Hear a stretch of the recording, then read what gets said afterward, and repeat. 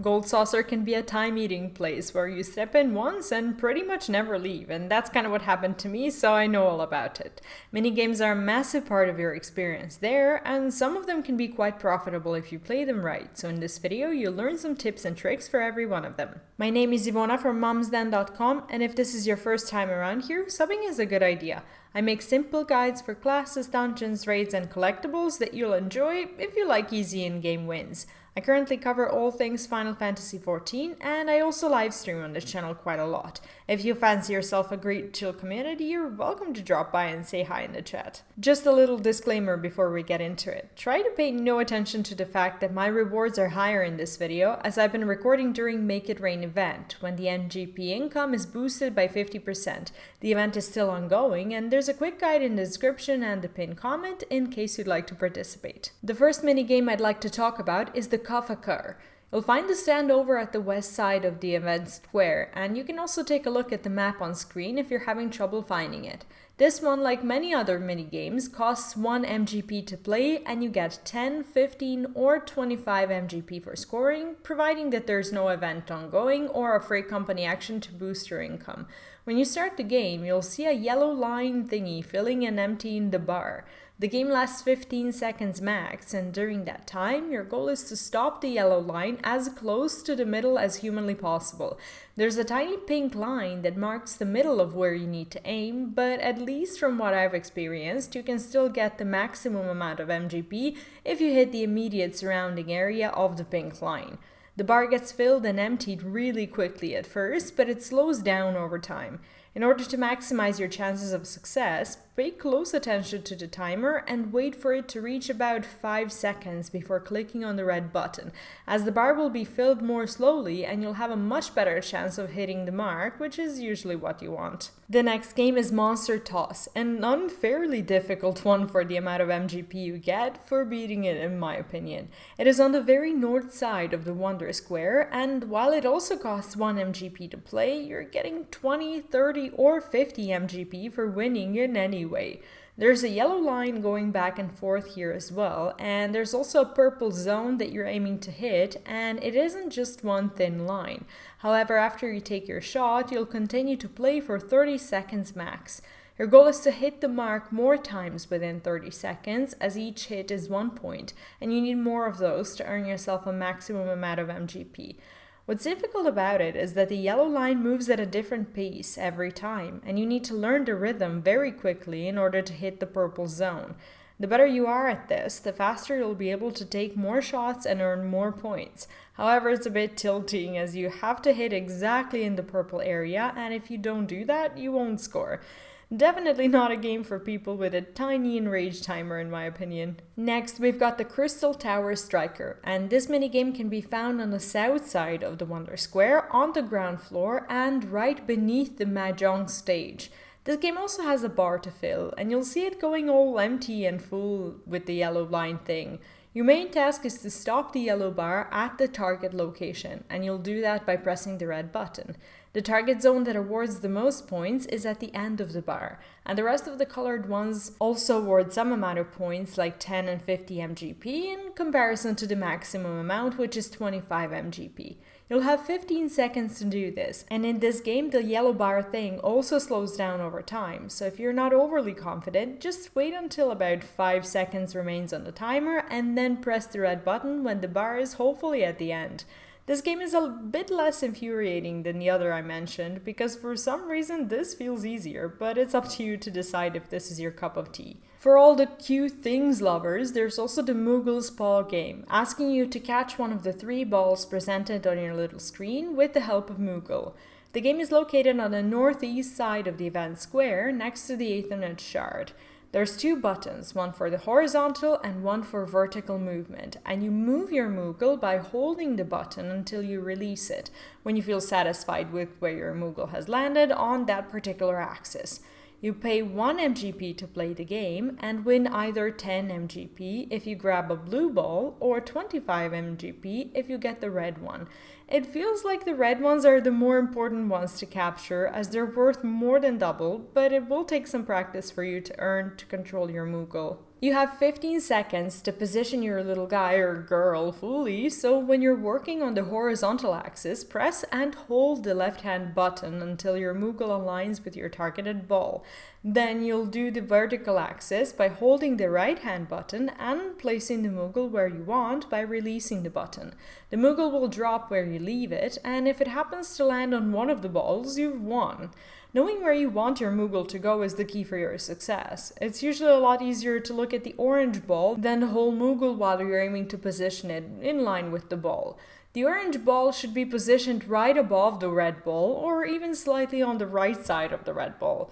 Once Moogle is positioned properly on both horizontal and vertical axes, it should look like it's hugging the ball with its stomach and legs. It shouldn't be too far away from the ball, and it shouldn't cover it completely either, as you'll miss catching it. Now onto the more high-risk, high-reward stuff. The next game is out on a limb that potentially can make you rich, but it takes a little bit of time to learn the rules and improve, so bear with me. The game can only be found in the minion square, so you'll have to port yourself or take the elevator up. The first step is selecting a difficulty by pressing the red button. If you land on the green, that's easy mode. If you select yellow, that's medium. And if you find yourself on red, that's the hard mode. The difficulty affects the speed of the little arrow thingy that will move across the semicircle. The difficulty obviously affects the amount of MGP you'll earn as well. As per the actual game, there are some key elements to explain before playing. The number under your difficulty's monster is the number of remaining hits you have on your current attempt, and it starts with 10. This counter resets if you double down, but I'll get to that in a bit. There's also the timer in the middle, which is how much time you have left, but when you double down, this number does not reset, so being time efficient is a good idea. The timer will be your main factor when deciding whether or not you want to double down. Once you start the game, you'll see a white arrow and a blue arrow. The white one moves at a certain speed depending on the difficulty, and your most recent recorded swing is represented by a blue arrow. Right above the red button, there's a lumber bar showing you how much you've got left to cut down, and your goal is to figure out where the sweet spot to cut is. The better spot you hit, the more lumber gets cut down in a single shot. If you happen to land your head right on top of the sweet spot, you'll cut the tree right off and the whole bar will get emptied out, but it's kind of RNG to just luck out on it. Most of the time you'll hit a few times and move from the place where you got the "you sense nothing" message towards the good place, and then you'll figure out if your sweet spot is on the left or on the right of your last great hit, marking your hit with an excellent if you happen to land it. Even if you don't find the sweet spot, you're still fine with a couple of chunks from the just great hits, so aim for the same location that'll empty your bar next time and don't risk it. The point being, as soon as you take your first swing, depending on what message you get, try to adjust and find that sweet spot.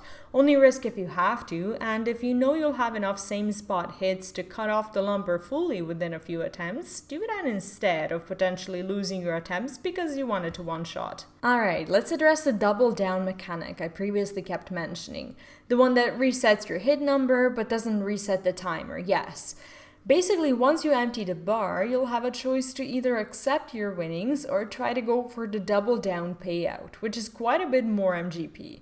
However, if you lose while attempting to double down, you will get a whole lot of nothing of your current payout. The lower amount of time you have, the greater your risk is, so don't be greedy, and if you're running out of time, just take your prize and walk out with a smile or start again. For a total of 6 rounds, you're able to double down 5 times in the best case scenario. If you're on easy mode, you can win a maximum of 600 MGP per game, and medium wins you up to 750 MGP in that case. However, getting less money is really quite alright, as it's better to hold on to your prize if you think you don't have the time to make the most out of it. Usually I'll take my prize and start over if I have less than 20 seconds left, but that's totally up to you.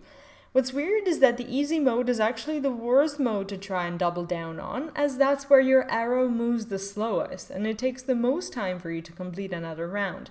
If you get a bit of more practice out of this, try to go for the yellow, as in medium, because your arrow will move efficiently enough for you to find another potential sweet spot when you're almost out of time. Across the Out on a Limb game, there's also the Finer Minor, and you can also use the Minion Square Ethernet shard to get yourself there. Selecting Selecting the difficulty of this game works exactly the same way as in the Out on a Limb. Green is easy, yellow is medium, and the red one is hard. The difficulty you choose changes the amount of MGP earned as well as the number of swings you get, but it does nothing to the speed of the timer, so keep that in mind.